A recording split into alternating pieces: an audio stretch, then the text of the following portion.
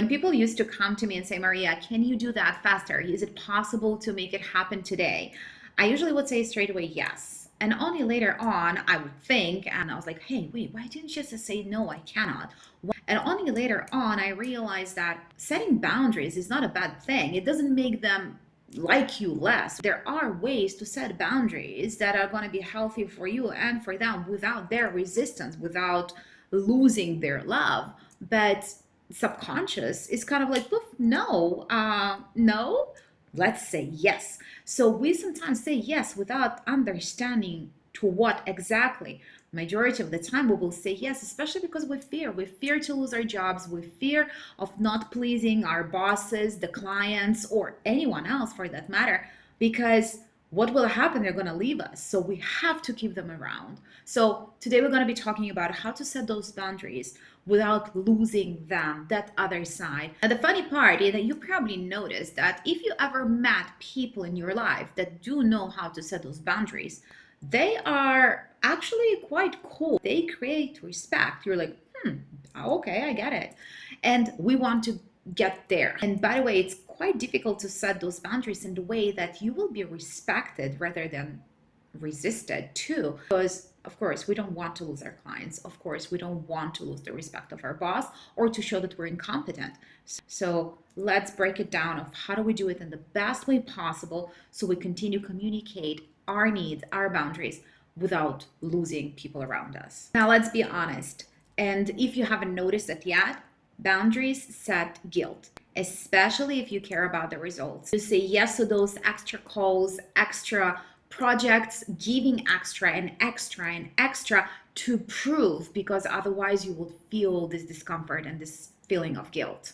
Instead of that, you are trying to show how dedicated you are to the reputation, to the relationship, to the project, to the outcomes. They are important to you. Now, unfortunately, it is a trap because extra to what extent hasn't been said or planned.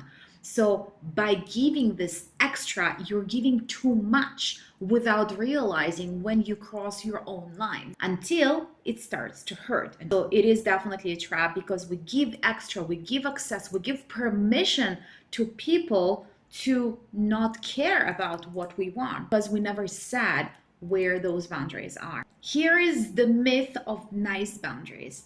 There is no such thing as nice boundaries. Boundaries are limiting access to you. We don't want to be those people to put a wall. So we're trying to put this invisible wall and we're trying to make it nice, like a hint, kind of that people will not notice that you put the boundary because, yeah, it doesn't feel nice to do that. Unfortunately, it's invisible to them as well. And you're not emphasizing that it is important, then it's also going to be losing importance in their eyes as well. There is no such thing as nice boundaries, but there is a nice way, a kind way, and definitely efficient way to communicate them. Now, here are the three most common mistakes people make in the three most common situations, and I want to show you how exactly you can switch from saying a kind of boundary into a very exact while still being polite and definitely kind to people you're talking with. The first one is time boundary, your availability. You have to have time to yourself, and people around you do need to understand that. And you know that already, but the difficulty of doing that is there. So here is the key. Instead of saying, I usually unavailable on Sundays, you definitely can say, I accept calls Monday to Friday, Sunday and Saturday. I will get back to you as soon as possible via chat, and I can respond within 24 hours if there's an emergency. Now, you don't tell him you usually are, but you are telling him what to do and what to expect exactly. Another one of the most common is when you have a new communication with a new client, partner, with a new team member. So you want to give them whole self to help them as much as possible to get used and to adjust to this new environment. So you are giving sometimes maybe too much. And then it's very difficult to draw the line back. And instead of saying, my door is always for you, which is what we've been trained on saying our whole life, and then when you're not available, that person is stressing out, you feel guilty if you will put that boundary. And the whole thing is kind of like, wait, so when are you available? When are you not?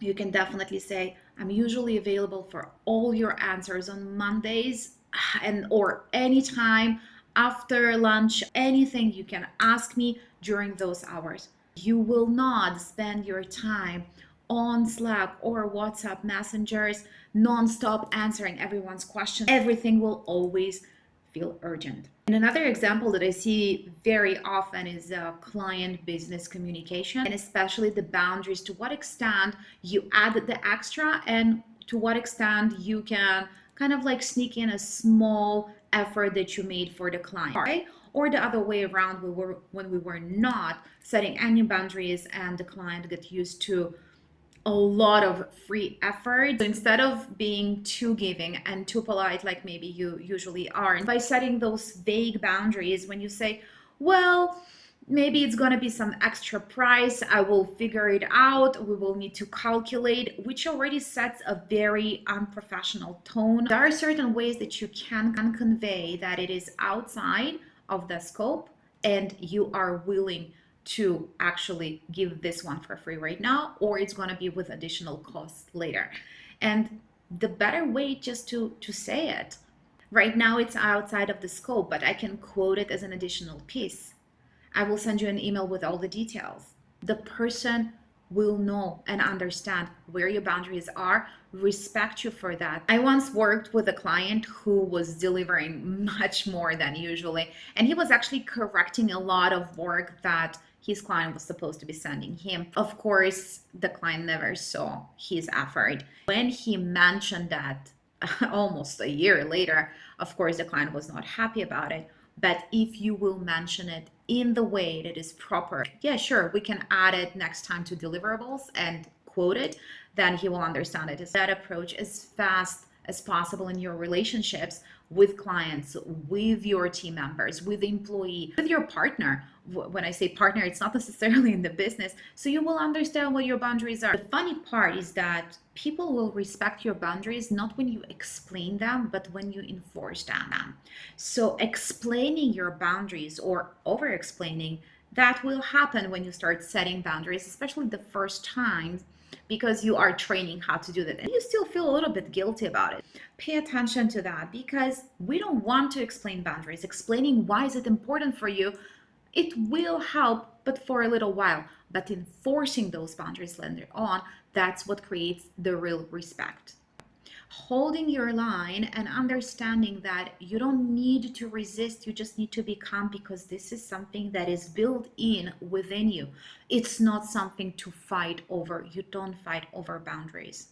The results are usually amazing. The trust is being built from both sides, not only because they will trust you to deliver within the boundary, but also you will trust them with time to never cross it, because there is a mutual respect and mutual trust. Now, where do you in your life right now need to set a boundary?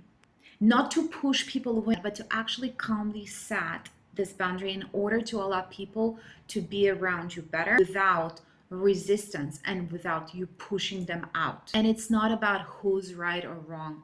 It makes you reliable, because you make time not just to fight people and say, oh, I protect my time.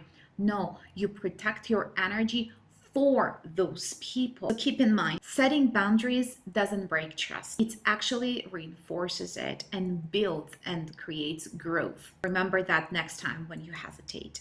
Follow me more for a real conversation about how to actually improve your boundary setting, expectations, clarity and communication, definitely confidence with your environment.